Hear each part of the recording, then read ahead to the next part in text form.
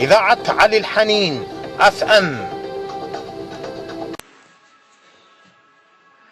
أحلى تحية مسائية لكل شبابنا وكل بناتنا اللي متابعينا، ومشوار جديد وحلقة جديدة من سوالف شباب. اليوم حابين نسولف على موضوع الاهتمام المفرط بالآخرين، الاهتمام الزايد بالآخرين. لو بحثنا بأغلب المشاكل اللي تمر بحياتنا واللي تعكر مزاجاتنا، ولو رجعنا لسبب الصدمات اللي نتلقاها من الآخرين، لو وجدنا أنه السبب الرئيسي والسبب الأساسي هو إحنا. نعم، إحنا وبكل تأكيد.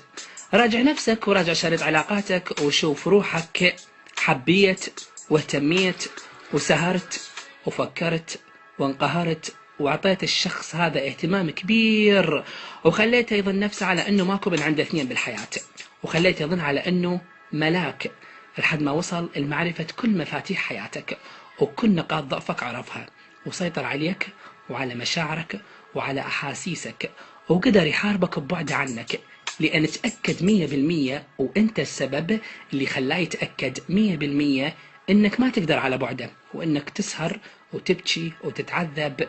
يا حبيبي، لا تتفاجأ إذا يوم من الأيام هذا الشخص غاب عنك فجأة وراح من حياتك فجأة، لأن ما كان يحبك أصلا ولا كان مهتم بيك أصلا.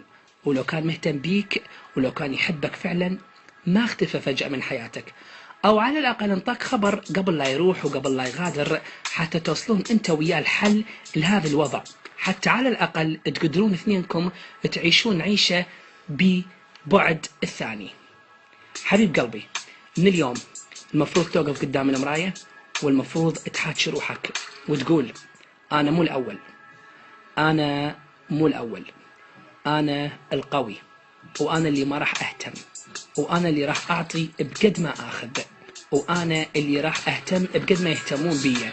وتخيل إنك تعلمت كثير، وإن اللي راح يجي يجرحك ما راح يقدر ولا راح يقدر ولا راح يقدر، لأنك تعلمت كثير من حياتك، وإن اللي جاي نفس اللي رايح، واللي راح نفس اللي اجا، وما راح أهتم أبدا، لأن أنا إنسان قوي من اليوم.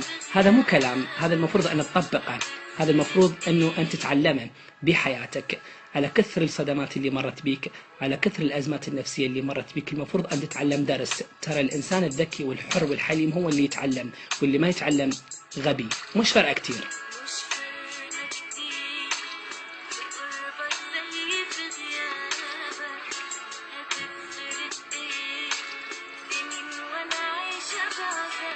نتمنى أن نال المشوار إعجابكم، ونلتقيكم بحلقات أخرى. تحياتي، حيدر سبع.